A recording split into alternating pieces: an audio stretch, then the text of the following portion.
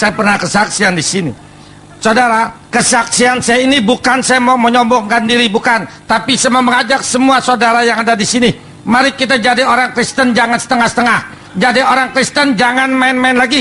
Dan jadi orang Kristen jangan kompromi kembali dengan dunia. Sebab bukan orang Kristen yang rajin ke gereja yang masuk surga, bukan. Bukan orang Kristen yang rajin baca Alkitab yang masuk surga, bukan. Dan bukan juga orang Kristen yang rajin berdoa yang masuk surga, bukan.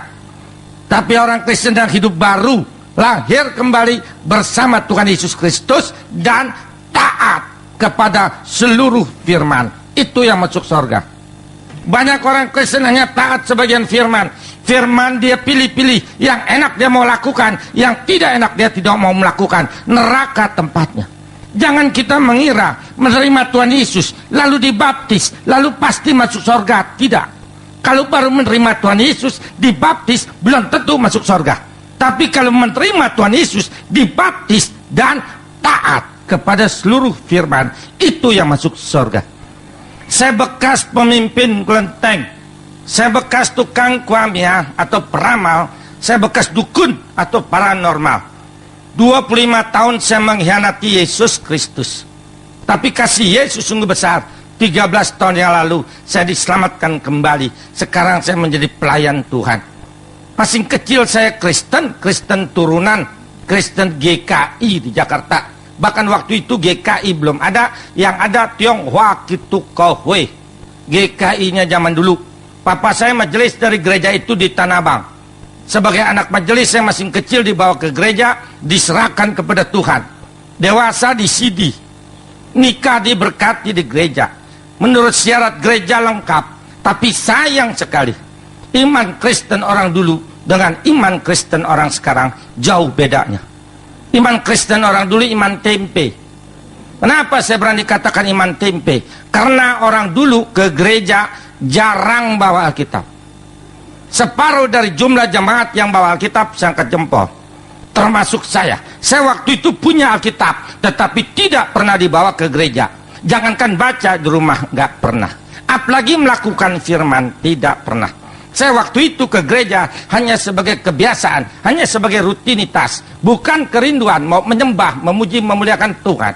Barang siapa di dalam hidupnya tidak melakukan firman setiap hari, jangan harap ada kuasa atau ada kekuatan dalam tubuhnya. Sebab firman ini hidup, saudara. Dia merupakan benteng, merupakan perisai buat kita dari serangan setan. Yang tidak melakukan firman setiap hari, diserang setan rubuh sekalipun pendeta. Nanti saya buktikan satu persatu. Waktu itu tahun 64, umur saya 24 tahun. Karena saya tidak mempunyai iman, saya keluar dari gereja, saya keluar dari Tuhan Yesus Kristus. Saya jatuh oleh propaganda setan. Saya belajar ilmu berkelahi, ilmu kebal di Baduy 9 tahun. Sampai tahun 73. Tahun 73 datang roh. Roh itu bisa berbicara melalui hati saya. Roh itu mengaku Raden Surya Kencana. Orang bekas Kelenteng pasti tahu. Karena Kelenteng di Jakarta pada umumnya ada keramat Raden Surya Kencana. Pusatnya di Ciliungsi. Saya mau diangkat sebagai muridnya. Saya diajarkan ilmu menolong orang sakit dan ilmu meramal. Dulu saya pintar meramal, saudara. Tetapi sekarang saya tidak gunakan lagi, berdosa. Dulu misalnya sekali saya lihat orang laki itu, saya tahu dia punya istri berapa. Sekali saya lihat anak gadis itu, saya tahu dia masih gadis tidaknya. Karena apa? Karena saya bisa cabut roh. Roh tidak pernah bohong. Apa adanya dia katakan. Tapi sekarang jangan takut, saya nggak cabut-cabut lagi, tenang aja. Tahun 75 saya dirikan kelenteng di Bungur, di belakang stasiun kereta api Senen. Sampai sekarang kelenteng itu masih ada. Cuma 13 tahun yang lalu saya kasih orang, karena saya sudah bertobat. Saya pimpin kelenteng itu setiap malam minggu dan malam Ceit, malam Cabgo.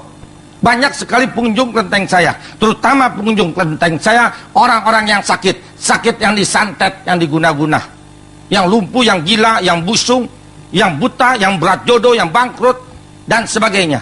Kesian saudara, orang dunia diserang setan kalah, sebab kuasa orang dunia kalah dengan kuasa setan. Tapi kuasa orang Kristen yang penuh Roh Kudus lebih berkuasa daripada setan yang manapun juga. Nanti saya buktikan satu persatu. Saudara, setan memang sakti, setan memang punsuh, benar. Karena apa? Karena setan dulunya malaikat di surga. Di surga ada 3 penghulu malaikat. Ya kalau dalam dunia menteri dia tuh. Lucifer bagian musik, Gabriel bagian utusan Allah kepada manusia, Mikael bagian perang. Lucifer bagian musik, mau melawan Allah, mau sama dengan Allah. Allah marah, diusir Lucifer dari surga ke dalam dunia jadi setan. Sebelum Lucifer meninggalkan surga, dia bawa 1/3 para malaikat dari surga ke dalam dunia jadi setan. Cuma satu kuasa setan kalah dengan kuasa Tuhan Yesus, yaitu setan tidak bisa menghidupkan dan menyelamatkan. Yang lain semua setan bisa perbuat. Orang sakit ke dukun sembuh, setan bisa menyembuhkan. Usaha udah mulai bangkrut, main dukun, main setan, maju lagi usahanya. Mau kaya, muja kepada setan, setan bisa bikin orang kaya. Tidak disayang suami karena mulai tua, ke dukun, pasang susuk, muda lagi kelihatannya, diusap-usap lagi sama suaminya. Tapi ingat, di dalam setan tidak ada kasih. Setan kelihatannya menolong, dia bukan menolong. Sebab di balik pertolongan setan selalu pakai tumbal, yaitu rongrongan hidup. Setan itu rentenir. Lain dengan Bapa kita Tuhan Yesus, Tuhan menolong dengan cinta kasihnya tanpa tumbal-tumbalan. Kalau setan itu pakai tumbal, salah satu tumbal setan, saudara sering melihat di dalam mobil baby van, mobil orang kaya, dalamnya ada anak kecil yang mangap aja ileran. Itu anak idiot, anak tumbal. Anak idiot tidak ada di dalam rumah orang miskin. Anak idiot tidak ada di dalam kampung. Adanya di tempat rumah orang kaya yang bapaknya, kakeknya, nenek moyangnya minta kaya dari setan, tapi anaknya, cucunya, turunannya cacat seumur hidup, nggak bisa sembuh. Saudara, yang saya mau saksikan yang di luar ya, yang di sini semua asli. Kalau nggak digituin kesinggung. Orang Kristen gede ambek aja digedein, iman digedein. Alkitab mengatakan nabi ada yang asli, ada yang palsu. Benar. Pendeta juga ada yang asli, ada yang palsu. Jemaat jangan dibilang lagi, banyak yang palsu. Saudara mau tahu yang datang ke kelenteng saya? Bukan orang Tepekong saja, bukan orang Islam saja datang ke kelenteng saya, tapi banyak orang Kristen datang ke kelenteng saya. Menyedihkan dan memalukan sekali. Pada waktu pencobaan datang dalam kehidupan orang Kristen itu, misalnya anaknya sakit nggak sembuh-sembuh, suaminya udah mulai bindal, anak gadisnya sudah mulai berat jodoh, bukan dia datang di kaki Tuhan Yesus yang penuh kasih, penuh kuasa, mohon pertolongan, tetapi dia lari ke dukun, dia lari ke tukang ramal. Semua dukun, semua peramal dari setan. Bahkan yang lebih sedih lagi, ada 2 majelis gereja pasien saya di kelenteng. Majelis gereja, tadinya saya nggak tahu dia majelis, dia sendiri yang bilang, Pak Tio jangan kasih tahu siapa-siapa, saya majelis gereja. Anak majelis itu gila diguna-guna, saya tolongin sembuh. Saudara, jangan contoh model majelis beginian. Maaf yang kesinggung berarti melakukan. Saudara, orang Kristen banyak yang baik loh, benar. Cuma salah saya waktu itu. Saya waktu itu Kristen tapi tidak pernah baca Alkitab. Saya nggak tahu di dalam Alkitab itu ada ayat Yohanes 14 ayat 6, Tuhan berfirman, akulah jalan hidup dan kebenaran, tidak ada seorang pun bisa sampai ke rumah Bapakku kalau tidak melalui aku. Saya nggak tahu ada ayat itu karena saya nggak pernah baca Alkitab. Pendeta datang ke rumah saya di Pulau Gebang, pendeta dikasih tahu oleh jemaatnya, tolong sadarkan itu Pak Tio, dia dukun tapi Kristen, Kristen tapi dukun. Itulah saya. Tujuan pendeta dan orang Kristen baik loh, membawa saya kembali dari jalan setan ke jalan Tuhan. Tapi pendeta tidak berani datang sendiri ke rumah saya. Dia datang bertiga, berlima dengan majelisnya. Yang bikin saya marah, pendeta ini ngomongnya begini, Pak Tio mau tahu nggak? Apa, saya tanya. Semua orang dalam dunia, kata pendeta itu, kalau mau ke sorga harus melalui Tuhan Yesus, kalau nggak bisa. Saya marah loh waktu itu karena saya nggak tahu. Saya tuding itu pendeta, hei pendeta ngomong jangan sembarangan. Memangnya golongan orang Kristen aja yang punya sorga? Karena saya nggak tahu, saya ngomong begitu. Dan karena saya marah, saya comot roh pendeta dan majelis 5-5-nya, rohnya saya comot. Waktu itu saya bisa menyomot roh. Di satu bidang saya nolong orang sakit di kelenteng, ratusan sembuh. Saya kalau nolong orang sakit, saya potong lidah saya dengan golok, keluar darah, saya sembuh. Setan bisa menyembuhkan. Tapi di sisi lain, saya sombong sekali. Saya waktu itu kalau kesinggung sama seseorang, saya comot rohnya, saya masukin ke botol, saya ganggang di atas kompor yang lagi nyala. Detik itu juga yang punya roh, kepanasan gila, telanjang bulat lari di jalanan, semudah membalikan tangan. Ini pendeta karena bikin saya marah, saya comot roknya lima-limanya, saya ancam. Lu jangan lama-lama depan gua sebel sama lu. Entar lu mabok lu, saya lepas. Nggak ada 5 menit ini pendeta dengan majelis muter gini nih. Saya bikin godek. Waktu itu saya kejam dan saya sombong sekali. Saya usir lu pendeta. Pulang lu semua. Ngomong aja lu gede lu, punya sorga lah. Gua hantam dengan ilmu gua, lu kalah lu gak ada gunanya, pulang. 4 gereja 4 pendeta kalah sama saya. Bukan salah gerejanya, tapi salah individu pendeta itu. Pendeta itu boleh STH, MPH, apalagi saya nggak tahu dah. Dia boleh hafal ini Alkitab, tetapi dia tidak taat kepada firman. Iman tanpa taat nggak laku di mata Tuhan. Mungkin pendeta yang kalah sama saya. Dia punya jemaat kaya, 2 minggu sakit, nggak bisa ke gereja, buru-buru dibesuk, dikunjungi oleh pendeta karena kaya. Siapa tahu ntar anak pendeta disekolahin ke Jerman masih kaya, atau gerejanya dibangun tuh masih kaya. Tapi lihat no jemaatnya miskin yang tinggalnya dalam kampung, 2 tahun nggak ke gereja, nggak pernah dikunjungi oleh pendeta yang mata duitan. Jakarta banyak pendeta-pendeta mata duitan, mau kesinggung. Saudara juga mengaminkan dalam hati, cuman nggak berani ngomong.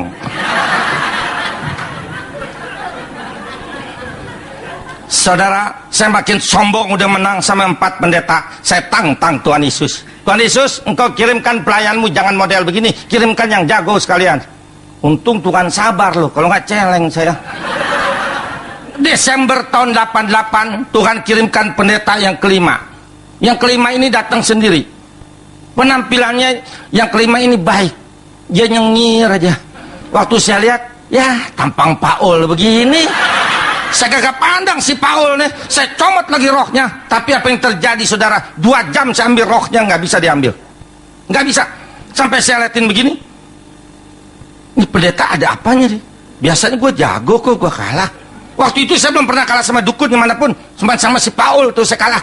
Makanya saya penasaran benar. Dia pulang, saya ngelamun, mungkin tadi gue nggak konsentrasi kali gue kalah. Mudah-mudahan datang lagi loh.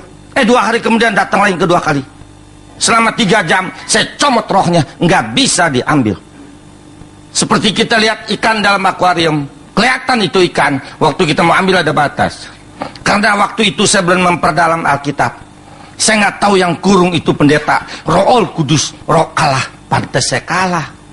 Saya kalah 2, saya lebih penasaran. 2 malam saya nggak tidur sampai pagi. Saya semedi 2 hari sampai pagi. Saya amalin ilmu saya yang di Baduy. Saya mau bikin muntah darah, lu kok datangnya 3 kali, lu mati lu sekalian lu. 2 hari kemudian datang lagi yang 3 kali. Selama 4 jam saya bacain ilmu buat muntah darah, sampai saya paksa badan saya bergetar 4 jam. Jangankan muntah darah, keluar ludah juga enggak. Hebat saudara kalau yang asli saudara. Saya udah keliling Indonesia nih saudara. Saya berani katakan kepada bangsa apapun, orang Kristen atau pendeta yang penuh Roh Kudus boleh santet, nggak bakalan mempan. Karena 1 Yohanes 4 ayat 4 mengatakan, engkau berasal dari Allah, anak-anakku, kita anak Allah. Engkau sudah mengalahkan nabi-nabi palsu, itu dukun-dukun. Roh yang di dalam engkau lebih besar daripada roh dalam dunia. Tapi kenapa banyak orang Kristen masih takut setan? Jalan tempat gelap, jalan tempat sepi, numpang-numpang anak babi mau liwat. Bego, anak Allah jadi anak babi. Terserah kalau menjadi anak babi. Setelah saya kalah 4 jam, pendeta ini ngomong begini, Pak Tio, gereja saya hari ini ada Natal, ikut yuk ke gereja. Saya pikir ya gua kalah, gua ngikut. 25 tahun baru saya injak gereja lagi, Desember tahun 88. Setelah kebaktian Natal selesai, saya pulang, saya berdoa di rumah, Tuhan Yesus, saya baru kalah 1 oleh pesuruhmu, kirimin 2 lagi. Kalau saya kalah 3, saya terima engkau, tapi kalau saya menang engkau nggak usah. Untung Tuhan baik loh, Tuhan nggak bisa marah lu, saya maki-maki lu. 6 bulan kemudian Tuhan kirimkan yang kedua. Datang keponakan saya dari Cimone, Tangerang. Dia dari Gereja Kristus Mangga Besar, cabang Cimone, mau retret di puncak di Kolibah. Ngajak saya ini keponakan. Saya pikir nggak enak nih, kalau retret banyak pendeta nih, gua mau berantem nih. Saya bayar lu cuman buat berantem. Betul aja sampai di tempat retret ada 4 pendeta. Wah saya senang bener nih, banyak tandingan nih. Saya cari yang paling tua, tentu paling jago. Itu pendeta Yosua Ong. dari Ling Liang Tang Santapan Rohani di Taman Sari. Dia dosen dan gembala sidang. Dia paling banyak sesinya 3 hari. Supaya saya jangan kalah dengan pendeta ini, saya cari kelemahannya. Maaf saudara, karena dia udah tua, jalannya lama begitu. Nah, gue bikin lumpuh nih. Sekali gue tiup juga empek-empek begini, rubuh deh. Selama 3 hari saya duduk paling depan, cuma jarak 1,5 meter. Dia khotbah 3 hari, saya juga bacain ilmu, lumpuh 3 hari. Jangankan lumpuh, goyang juga enggak. Hebat saudara kalau yang asli. Saya kalah 2, saya pulang ke Jakarta, saya berdoa lagi di rumah, Tuhan Yesus 1 lagi kirimin. 2 bulan kemudian Tuhan kirimkan yang ketiga. 3 pendeta ini prosesnya 8 bulan. Selama 8 bulan malam minggu saya pimpin kelenteng di Bungur. Hari Minggu saya ada di gereja Bethel di Pulau Gebang. Pendeta yang ketiga, pendeta Paulus dari GKJMB Cimone, Agustus tahun 89 jam 8 malam datang ke rumah saya. Ini pendeta yang ketiga penentuan buat saya. Saya comot lagi rohnya, nggak bisa diambil. Saya maki-maki dia, saya ngomong jorok. Maksud saya mau akalin. Kalau saya maki pan dia marah. Kalau dia marah Roh Kudusnya keluar. Saya sikat dia rubuh. Tapi saya kecelek loh saudara. Orang Kristen atau pendeta yang penuh Roh Kudus diomelin nggak marah. Merah juga kupingnya enggak. Nyengir gitu kayak orang Serawan. Dalam hati saya bilang, lu budak apa lu darah putih lo ya. Ini contoh buat kita orang Kristen. Orang Kristen kalau hari Minggu keren, ke gereja bawa Alkitab segede tetampah. Kebaktian selesai pulang, belum jauh dari gereja, kebetulan musim hujan, mobil lewat, air hujan muncrat juga kebun binatang. Ini buat apa dia gendong-gendong, berat-berat. Kalau masih punya kebun binatang dari mulut, jangan harap bisa lihat sorga. Maaf yang kesinggung.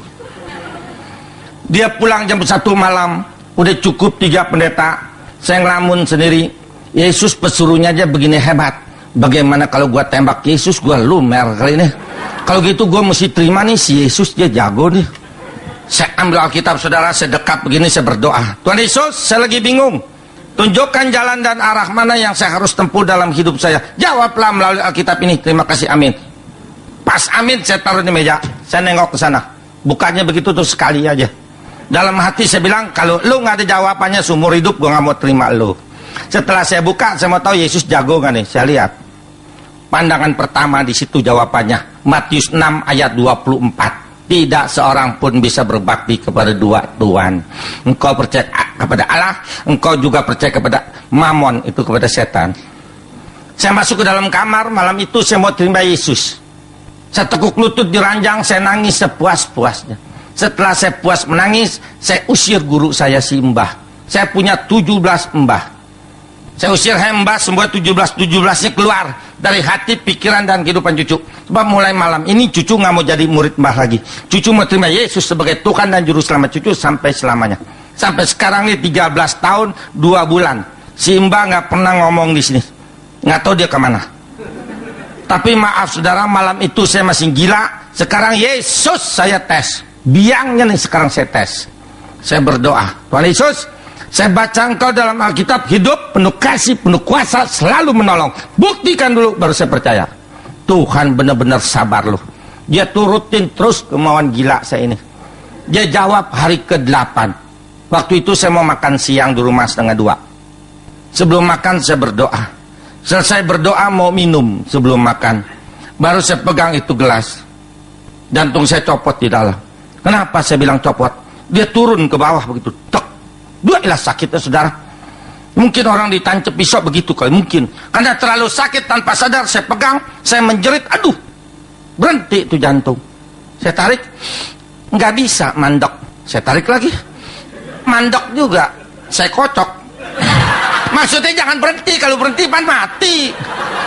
Logi kita kalau mati kita kocok dia jalan. Saya kocok. Saya tarik. Tetap aja berhenti, jangan jalan terus. Saya mau saksikan di sini. Pantas tuh orang yang di luar sana, orang dunia yang belum terima Yesus, mereka tuh kalau mau mati ditunjukin dosanya oleh Tuhan. Makanya mereka berteriak-teriak. Dia lihat, makanya dia ketakutan. Seandainya nggak bisa ngomong, begitu. Dia lihat. Tapi kita orang Kristen yang taat, mau mati nggak ditunjukin dosa kita. Datang malaikat membawa jiwa roh kita ke Firdaus, halaman surga. Tapi kalau orang dunia yang belum terima Yesus, ditunjukin. Waktu itu kena sakit, saya pegang, saya merem kena sakit. Saya lihat kayak nonton TV, merem tapi kelihatan. Dosa yang pernah saya kerjakan ditunjukkan oleh Tuhan kembali. Maaf saudara, saya dulu anak Tanah Abang. Saya lahir situ, besar di situ. Saya salah didik. Hobi saya berantem, hobi saya silat sama ilmu. Orang yang saya pukul dengan ilmu saya, saudara, berdarah-darah begitu banyak ditunjukin oleh Tuhan. Jelas, karena saya lihat terlalu banyak, saya menjerit di dalam hati. Tuhan Yesus, saya nggak mau mati. Dosa saya banyak. Ntar saya diseksa Engkau. Nah, belum bertobat mati. Jadi Tarsan, ntar saya di sono. Siapa yang tolongin sendirian di akhirat? Untung waktu itu saya nggak panggil guru saya, lu simbah lu. Yang saya ingat, Yesus hidup selalu menolong. Nah, lu buktiin dah. Saya panggil jadi dalam hati sambil megang dada. Tuhan Yesus tolong sembuhkan jantung saya. Jantung saya lagi rusak, betulin. Di dalam nama Tuhan Yesus kayak jantung sembuhlah. Haleluya, amin. Apa yang terjadi? Tuhan nggak nolong. Tuhan tinggalkan saya jatuh di meja makan. Orang yang nggak bisa nafas, nggak ada tenaga, bisa duduk tegak. Pantas orang serangan jantung rubuh semua. Saya jatuh. Tangan saya tetap di dada di kolong meja, saya pegangin terus karena sakit, saya nggak lepas. Waktu itu saya belum pingsan. Kenapa belum pingsan? Karena saya nggak mau mati, saya tahan sehingga saya belum pingsan. Waktu itu saya nggak tahu kenapa Tuhan tinggalkan saya. Setelah saya sembuh, saya baca Alkitab, baru saya tahu jawabannya. Tuhan lagi uji saya. Tuhan bilang doa yang kedua, lu panggil nggak guru lu simbah? Untung doa yang kedua waktu itu saya nggak panggil simbah lo. Kalau saya panggil simbah, hari ini saya nggak ada di hadapan saudara, karena saya masih jadi anak setan. Yang saya ingat sambil tengkurap, Yesus yang kedua kali pasti menolong. Itu iman. Saya panggil sama seperti tadi di dalam hati, Tuhan Yesus tolong sembuhkan jantung saya. Jantung saya lagi rusak, betulin. Di dalam nama Tuhan Yesus yang kedua kali lain. Waktu saya sebut di dalam nama Tuhan Yesus, tangan saya bergetar di kolong meja, saya nggak tahu siapa yang getarin. Yang lebih aneh, ada tangan memegang tangan saya di kolong meja. Saya berasa belum pingsan, mau ngelongok begitu. Tapi nggak kuat angkat kepala dari meja, karena belum napas, nggak ada tenaga. Tangan itu empuk sekali ke spons. Saya sering jabatan tangan sama orang ribuan. Memang benar, tangan orang kaya empuk, bener. Bener, saya salaman sama orang, saya tahu kaya miskin. Tapi nggak ada yang lebih empuk dari tangan di kolong meja. Karena saya nggak kuat angkat kepala, saya biarkan tangan itu mengangkat tangan saya kira-kira segini di kolong meja. Dia pukul, hai jantung, sembuhlah, haleluya, amin. Pas amin, pas tangan itu terlepas, pas amin, saya bisa nafas lagi. Karena bisa nafas lagi, ada tenaga, saya duduk tegak, buru-buru saya ngelongok ke kolong. Saya mau lihat tangan siapa itu yang tadi, tapi tidak ada tangan siapa-siapa. Tapi saya yakin dan percaya, itu tangan Tuhan Yesus yang bangkit dari kematian hari ketiga. Hanya Tuhan Yesus yang tidak ada tulangnya di dalam kubur. Yang lain semua ada tulangnya di dalam kubur. Kalau betul-betul jago, bangun dong dari lubang kubur. Kok nggak becus? Bagaimana mau nolong kita yang hidup bohong? Apalagi membawa kita ke surga, lebih bohong lagi. Dirinya pada mendem semuanya dalam lubang. Sebab apa mereka semua pada mendem? Karena mereka manusia kalah dengan maut. Sebab apa Yesus bangkit? Karena Yesus Tien, Yesus Allah menang dari maut. Makanya mulai sekarang jangan minta pertolongan kepada orang mati. Mintalah sama hidup satu-satunya Yesus Kristus. Mari saudara, kita sudah menjadi anak terang. Kenapa kita jadikan kegelapan? Mari kita belajar. Nanti setelah saya khotbah, saudara boleh bertanya sepuas-puasnya. Sayang sekali, Tuhan udah mau datang, orang Kristen masing setengah-setengah. Sayang sekali. Lukas 11 ayat 35. Lukas 11 ayat 35, demikian firman Tuhan. Lukas 11 ayat 35. Karena itu perhatikanlah supaya terang yang ada padamu jangan menjadi kegelapan. Amin. Hanya kita orang Kristen anak terang. Karena apa? Karena Yesus adalah terang dunia. Hanya Yesus yang mempunyai predikat terang dunia. Di luar Tuhan Yesus tidak ada terang dunia. Nggak ada yang lain. Mari kita lihat, kita buktikan pakai ayat.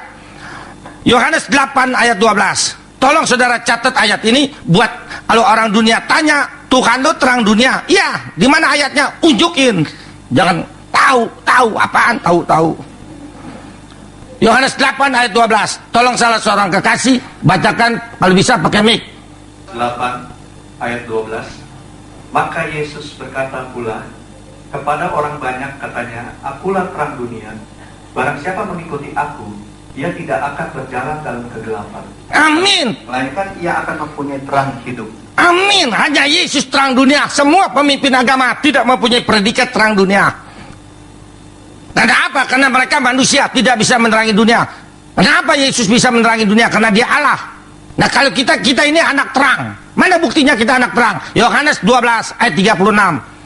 Catat lagi. Mau ngomong apa juga ada ayatnya. Yohanes 12 ayat 36. Yohanes 12 ayat 36, demikian firman Tuhan. Percayalah kepada terang itu selama terang itu ada padamu, supaya kamu menjadi anak-anak terang. Sudah berkata demikian, Yesus pergi bersembunyi dari antara mereka. Amin. Kita anak terang. Kenapa kita sudah diberikan terang oleh Tuhan, kita sengaja bikin gelap? Kenapa kita bikin gelap? Kita masih bersekutu dengan dunia. Kita masih percaya adat istiadat dunia. Sayang sekali. Tuhan datang yang pertama kali buat menyelamatkan kita, memerdekakan kita. Galatia 5 ayat pertama.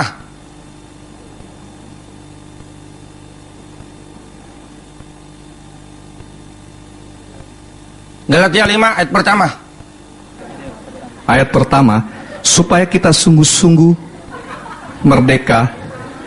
Kristus telah merdeka, memerdekakan kita. Karena itu, berdirilah teguh dan janganlah mau lagi dikenangkan perhambahan. Amin. Di situ ada perkataan merdeka. Kalau ada perkataan merdeka, kita sebelum merdeka dijajah. Siapa yang dijajah? Kita dari nenek moyang kita dijajah setan, tidak berdaya. Dibohongin setan, tidak berdaya. Karena setan lebih berkuasa dari manusia. Tapi kasih Yesus sungguh besar. Dia datang sendiri dari surga ke dalam dunia. Dengan kuasa dan kasihnya, kita dimerdekakan. Setelah kita dimerdekakan, Tuhan pesan apa? Berdirilah teguh. Artinya kuatkan imanmu. Jangan mau lagi dikenakan kuk perhambaan. Mungkin kuk perhambaan belakangan nggak ngerti. Kuk perhambaan tuh Tuhan bilang jangan jadi budak setan lagi. Masa nggak ngerti budak setan? Nah ini kenapa banyak orang Kristen masih jadi budak setan, masih percaya yang lama? Mari kita lihat masih percaya yang lama. Percuma dong kita dibebaskan oleh Tuhan. Kolose 1 ayat 13-14.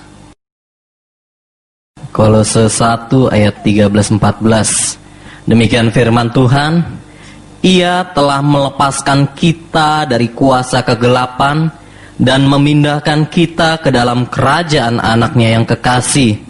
Di dalam Dia kita memiliki penebusan kita, yaitu pengampunan dosa. Amin. Tuhan telah melepaskan kita. Kalau ada perkataan melepaskan, ada yang diikat. Kita diikat oleh setan dari nenek moyang kita, nggak berdaya.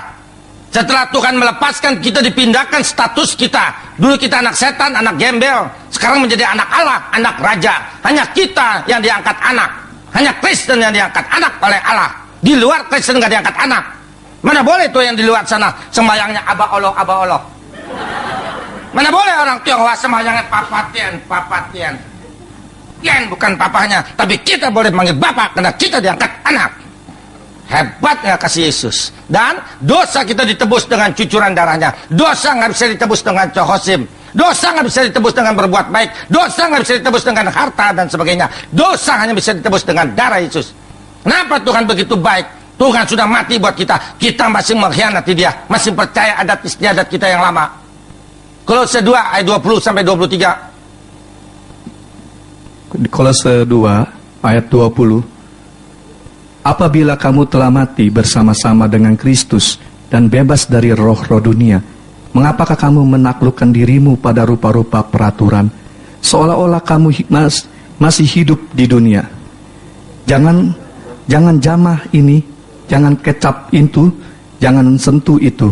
Semuanya itu banyak mengenai barang yang binasa oleh pemakai dan hanya menurut perintah-perintah dan ajaran-ajaran manusia. Terus peraturan-peraturan ini walaupun nampaknya penuh hikmat, dengan ibadah buatan sendiri, seperti merendahkan diri, menyiksa diri, tidak ada gunanya selain untuk memuaskan hidup duniawi. Ambil, kenapa kita masih percaya adat istiadat kita yang lalu? Adat istiadat tidak bisa menyelamatkan, hanya kasih Yesus yang bisa menyelamatkan. Berapa banyak orang Kristen kalau pindah rumah pakai selamatan, Kita udah punya juru selamat, kok pakai selamatan? Tolol bener. Sedangkan selamatan itu nggak ada gunanya. Hanya Yesus juru selamat. Di luar Yesus bukan juru selamat. Yesaya 43 ayat 11. Siapa itu Yesus? Tukang oncom apa tukang tempe dia? Mesti ada ayatnya. Yesaya 43 ayat 11. Yesaya 43 ayat yang ke-11, demikian firman Tuhan. Akulah Tuhan, dan tidak ada juru selamat selain daripadaku. Amin. Hanya Yesus juru selamat. Juru selamat artinya bisa menyelamatkan. Kalau kita udah punya juru selamat, pindah rumah jangan pakai selamatan. Buka toko, buka pabrik pakai selamatan, nggak usah lagi. Kita udah punya juru selamat. Dan berapa banyak orang Kristen kalau lagi hamil, keluar malam, bawa pisau kecil, ketusuk meletus. Apa tuh pisau lebih berkuasa dari Roh Kudus? Berapa banyak orang Kristen takut tinggal di tusukan sate? Jangan kan tusukan sate kecil, tusukan kebo juga nggak apa-apa. Memang ciong ada, ciong ada. Makanya orang takut ciong, terutama orang Tionghoa takut ciong. Ciong itu apes. Ada. Lihat mereka orang dunia takut ciong. Pada pasang patwa depan pintu, tulisan tuh, kantong merah, kantong kuning, paku emas dan sebagainya. Memang itu benda-benda ada kekuatannya, benar. Ada kekuatannya, ada kuasanya, benar. Tetapi terbatas kuasanya. Kenapa terbatas? Karena yang ngasih setan. Setan kuasanya terbatas. Misalnya kekuatan patwa itu 10 kilo. Datang ciong 5 kilo, datang setan 5 kilo, datang santet 5 kilo, enggak mempan karena ini 10 kilo. Tapi kalau datang ciong 20 kilo, santet 20 kilo, setan 20 kilo, jebol. Karena yang menyerang lebih besar. Percaya nggak di dalam Alkitab ada ayat anti ciong? Hebat nggak tuh Tuhan? Belum pernah pendeta di atas mimbar ngomong ciong. Karena saya pendeta dari Kelenteng. Mari kita lihat anti ciong ada di Alkitab. Galatia 3 ayat 13 14. Hebat benar Tuhan Yesus. Ngomong apa juga ada jawabannya. Galatia 3 ayat 13 14. Galatia 3 ayat 13 14. Kristus telah menebus kita dari kutuk hukum Taurat dengan jalan menjadi kutuk karena kita. Sebab ada tertulis, terkutuklah orang yang digantung pada kayu salib. Yesus Kristus telah membuat ini supaya di dalam Dia berkat Abraham sampai kepada bangsa-bangsa lain, sehingga oleh iman kita menerima roh yang telah dijanjikan itu. Amin. Seharusnya karena dosa kita mesti disalib. Tapi kasih Yesus sungguh besar. Dia yang gantikan kita di atas kayu salib. Dengan cucuran darah Yesus di atas kayu salib, darah Yesus memutuskan kutuk hukum Taurat. Taurat itu agama. Agama kita yang lalu pun putus segala macam ciong, putus segala macam kutuk dengan darah Yesus. Makanya jangan takut lagi oleh adat istiadat. Berapa banyak orang Kristen kalau melawat ke kuburan temannya meninggal, pulangnya cuci muka air kembang di baskom. Ya elah.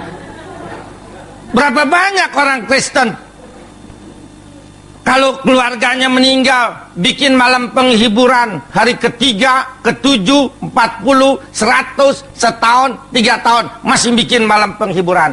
Bukan malam penghiburan nggak boleh, boleh. Tapi harinya jangan seperti orang dunia. Berapa banyak orang Kristen pasca, cengbeng, Natal, Sinja pada ke kuburan. Bukan nggak boleh ke kuburan, tapi waktunya jangan seperti orang dunia. Mari kita lihat dulu ayatnya. Ngomong apa juga ada ayatnya. Galatia 4 ayat 8, 9, 10. Galatia 4 ayat 8, 9, dan 10. Demikian firman Tuhan. Dahulu ketika kamu tidak mengenal Allah, kamu memperhambakan diri kepada Allah-Allah yang pada hakikatnya bukan Allah. Tetapi sekarang sesudah kamu mengenal Allah, atau lebih baik, sesudah kamu dikenal Allah, bagaimanakah kamu berbalik lagi kepada roh-roh dunia yang lemah dan miskin, dan mau mulai memperhambakan diri lagi kepadanya. Ayat 10, kamu dengan teliti memelihara hari-hari tertentu, bulan-bulan, masa-masa yang tetap.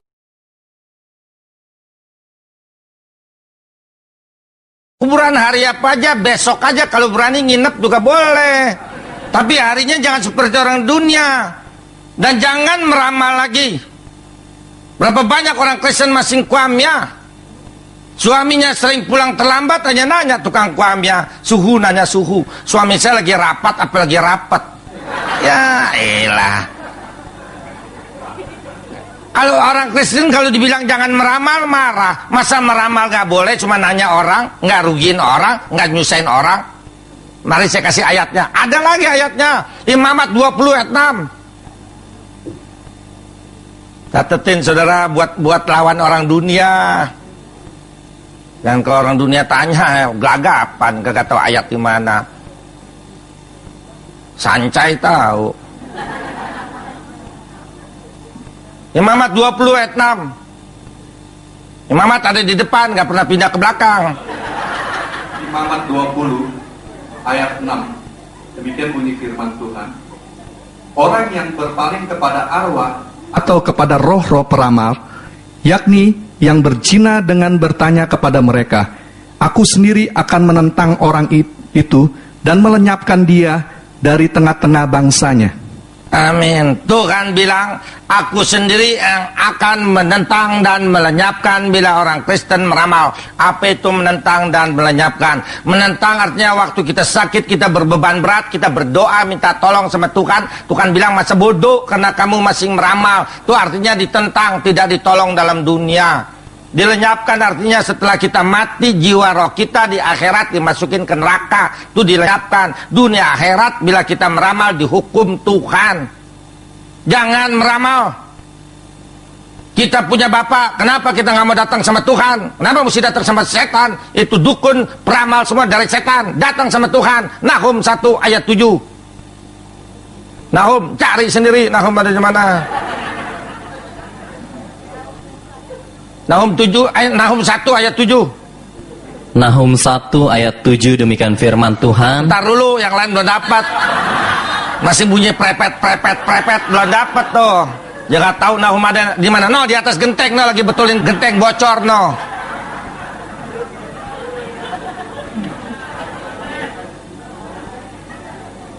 Ya, baca Pak. Demikian firman Tuhan. Tuhan itu baik. Ia adalah tempat pengungsian pada waktu kesusahan. Ia mengenal orang-orang yang berlindung kepadanya. Amin. Tuhan itu baik. Setan jahat, jangan mau datang sama yang jahat. Bodoh, datang sama yang baik. Di kaki Tuhan, tempat waktu kita susah, kita sakit, kita dirongrong suami, dirongrong ekonomi, dirongrong apapun, di kaki Tuhan. Bukan di kaki tukang kuamnya, bukan di kaki dukun. Sebab apa di kaki Tuhan? Karena Tuhan mengenal orang yang berlindung kepadanya. Mengenal artinya dia tahu kesusahan kita, dia tahu persoalan kita, dia tahu permohonan kita. Karena Tuhan maha tahu. Jangan ke setan. Ini saudara, ini hanya garis besarnya aja. Entah saudara boleh tanya adat istiadat segala macam, masih boleh apa enggak, segala macam dah. Ini hanya garis besarnya aja. Saya tantang saudara supaya saudara bertanya sebanyak-banyaknya. Nah sekarang tanya dah. Ya. Kalau makan buah atau makanan yang habis sembayangan itu boleh nggak? Oke. Ditanya boleh nggak makan barang bekas sembahyang? Ada 2 ayat di dalam Alkitab. Jika engkau doyan makanan itu dan pada waktu engkau memakannya tidak menjadi batu sandungan untuk orang memakan makanan itu menjadi batu sandungan untuk orang lain, jangan makan, berdosa. Yang gampang begini aja diingatnya.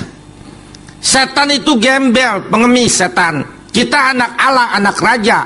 Saudara pulang jalan-jalan, lihat seorang pengemis lagi makan nasi campur di pinggir toko. Nasi campurnya nggak habis, mau nggak habisin? Kenapa nggak mau? Kenapa nggak mau? Geli, bekas setan juga geli, jangan diembat terus, rakus sebenarnya. Ya bekas setan aja mau diembat terus. Emang gak ada makanan lain? Rakus orang Cina dah.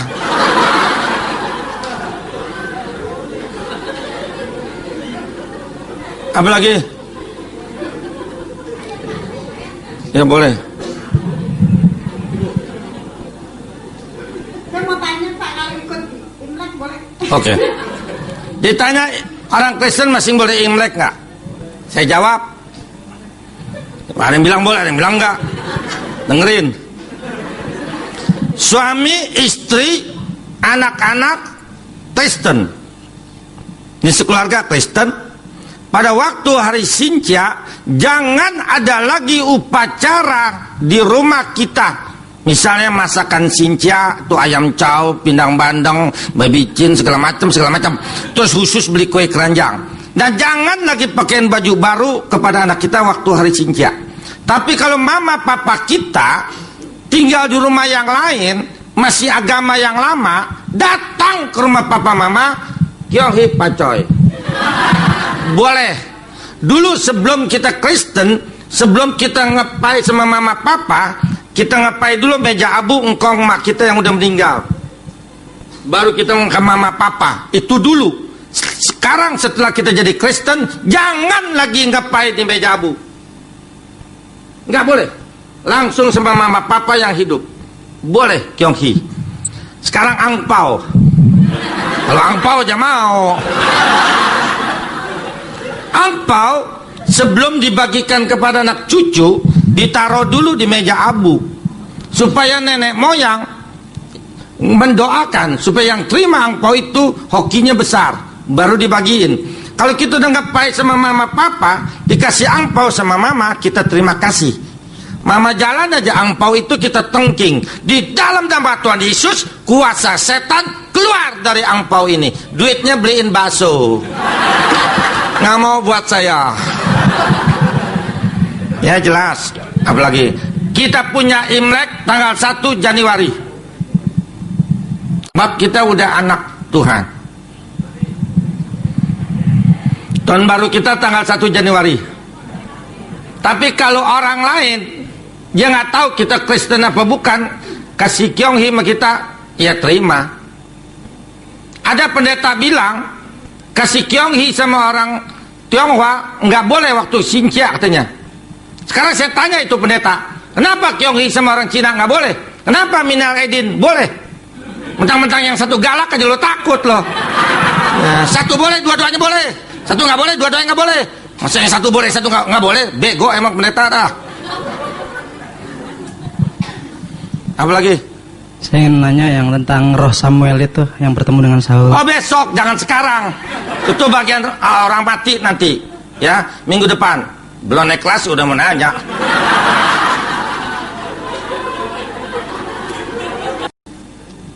Siapa lagi?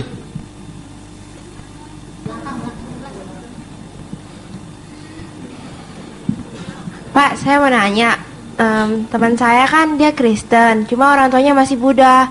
Terus jadi orang tuanya suka suruh dia ikut doa-doa baca-baca gitu, Pak. Dia sih ikutin baca. Baca-baca ngapain? Lagi ngapain?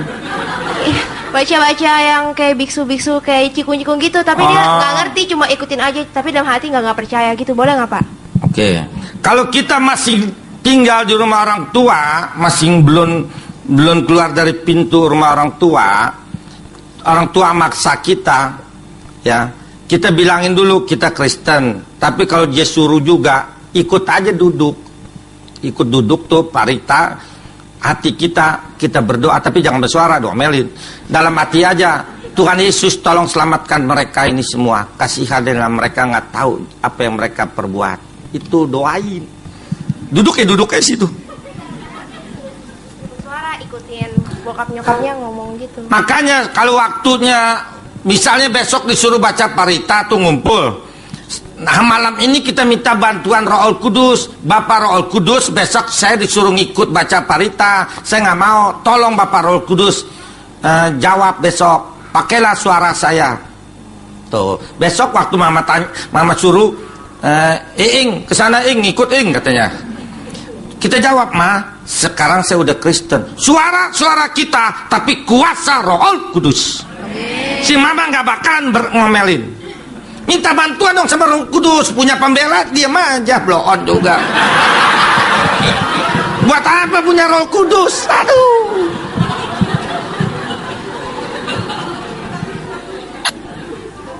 Sampai orang tua nggak boleh kurang ajar ya. Minta bantuan, pasti Roh Kudus bantu. Apa lagi? Ya. Kamu tiap hari baca Alkitab nggak? Enggak. Ya. Memble. Kamu makan jasmani kamu satu hari berapa kali? 3 kali. Makan? Masa jarang? Makan jarang mah mati. Kamu jarang makan? Kamu satu hari makan berapa kali? 3 kali? 2 kali. Kenapa rohani kamu nggak kasih makan? Firman, pujian, dan doa itu makanan rohani. Ya, kamu lakukan mulai besok. Ya, kamu punya Alkitab nggak? Enggak. Punya nggak? Saya punya Pak, tapi karena saya di jalanan, saya takut bawa-bawa. Bukan, jangan dibawa-bawa. Saya nggak suruh bawa, saya suruh baca di rumah. Maksud? Saya rumah, saya di jalanan, saya hidup di jalan. Maksudnya? Jadi saya takut gimana? Kutuk. Saya nggak punya rumah, saya takut kena kutuk. Enggak, Tuhan nggak ngutuk. Kita baca di tempat sepi, di kebun, kamu baca di taman. Saya punya rencana tuh begitu. Nah, kagak nggak dosa. Kalau dosa saya yang tanggung. Enggak. Kalau kamu nggak baca malah dosa. Baca ya. Tapi saya punya buku kecil firman. Ya, Alkitab punya nggak? Punya, tapi kitab saya takut. Kalau nggak punya nanti saya yang kasih. Punya Pak. Ya, baca tiap hari. Pasti berubah. Nah, nanti minggu yang keempat, Pak boleh nggak Pak saya bikin pelepasan di sini Pak nanti terakhir. Yang keempat nanti saya bikin pelepasan sebab dulu kita pernah minta jasa dari kuasa kegelapan, misalnya pernah minum pernah kedukun, pernah meramal, pernah mendiar kembang, pernah punya ilmu, pernah dikuepang, pernah pasang susuk, itu mesti dilepasin. Kalau nggak bisa kita berhubungan dengan Tuhan. Nggak bisa. Itu buat pelajaran besok-besok nih saya ajarin tuh nanti semua. Ya, tapi boleh Pak nanti minggu keempat, ya, Kamis keempat, saya bikin pelepasan di sini. Kutuk nenek moyang.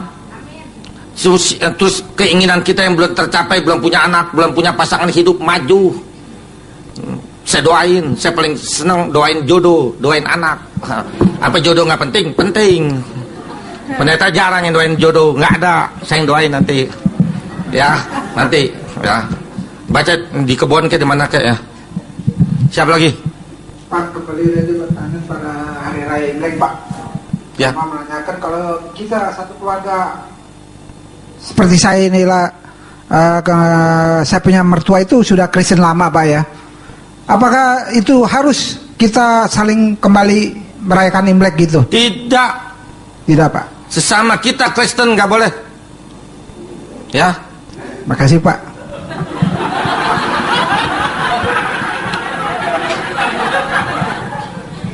Ini tolong ini depan mana? Ayo situ dulu ya. Ayo cepetan. Berdiri tolong. Jadi saya tahu. Dulu hukum orang Israelnya itu nggak boleh makan darah. Kalau sekarang gimana?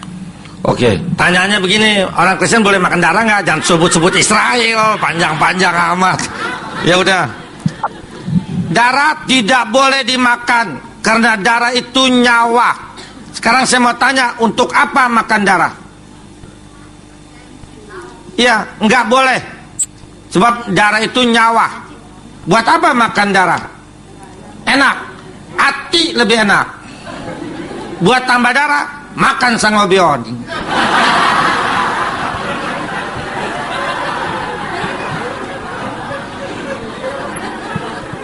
Pak, saya ingin nanya Pak ya, kalau seandainya kita orang pergi melayat, ya orang kan kebanyakan kan sembayang ya di depan peti. Nanyanya gini Bu, waktu kita ke rumah duka apa yang kita kerjakan gitu cepet udah. Saudara, kita misalnya cek acoy mati, nggak ada yang nama cek acoy ya? Ada nggak? Ini maaf ya, cek acoy mati, kita datang, jangan sembahyang di depan peti. Kedua, jangan mengampuni dosa orang mati. Ketiga, jangan mangut-mangut sama peti. Upacara kematian Kristen buat yang hidup. Upacara kematian agama buat yang mati.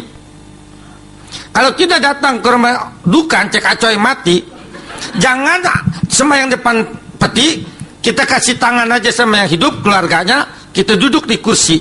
Yang kita doakan, Tuhan Yesus, kuatkan iman keluarga yang ditinggalkan. Tuhan Yesus, berilah penghiburan kepada keluarga yang ditinggalkan. Tuhan Yesus, berikanlah kesehatan kepada keluarga pada waktu menunggu jenazah. Tuhan Yesus, berkati semua biaya penguburan. Itu yang didoakan, bukan yang mati. Sekarang lanjutannya ke kuburan. Di kuburan, satu, nggak boleh ngomong sama kuburan, nggak boleh kasih makanan kepada kuburan, nggak boleh berdoa di kuburan. Datang ke kuburan boleh, nggak datang ke kuburan juga boleh. Bersihin boleh, nggak bersihin juga boleh. Tabur bunga boleh, nggak tabur bunga juga boleh. Ya, nggak boleh ngomong di kuburan. Banyak orang Kristen masih ngomong di kuburan. Papa, saya datang nih Pak, suami saya galak Pak, sekarang tamparin saya. Tegor dong Pak, tegor. Ya elah, kuburan suruh negor, bego bener.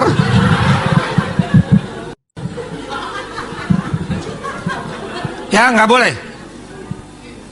Terus apa lagi? Ya.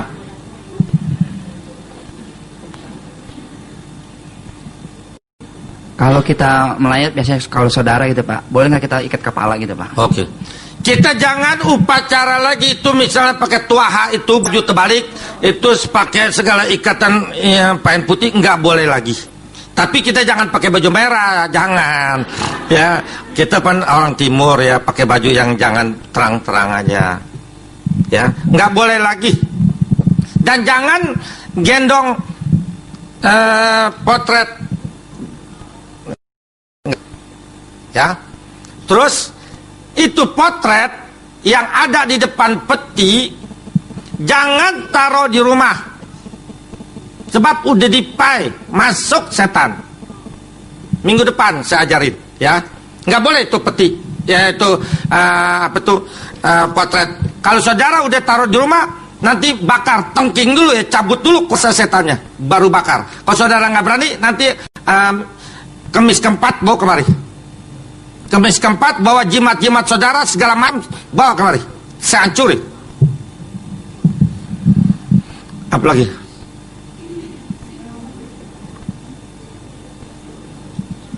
Pak, boleh nggak orang Kristen kalau mati dibakar jasadnya? Ditanya orang Kristen boleh dibakar nggak? Saya jawab bukan berdasarkan peraturan gereja. Sebab semua gereja manapun nggak bisa bawa ke sorga. Yang bisa bawa ke sorga kasih Yesus. Gereja nggak bisa menyelamatkan. Ya, supaya jangan kesinggung, saya jawab bukan berdasarkan peraturan gereja. Yang saya jawab berdasarkan firman Tuhan. Ada dua ayat. Sebab apa orang Kristen boleh dibakar? Karena tubuh tidak laku di surga. Tubuh tidak laku di surga. Mau dikasih ikan paus juga boleh kalau tega. Sekarang yang kedua, sebab apa orang Kristen tidak boleh dibakar? Karena yang dibakar adalah penjahat besar. Yang penting pada waktu orang tua kita mati, jangan sampai putus hubungan saudara gara-gara bakar dan kubur. Itu bukan yang bakar dan kubur, bukan menentukan ke surga atau ke neraka. Yang menentukan pada waktu hidup ini. 2 Korintus 5 ayat 10. Tolong baca dulu ayatnya.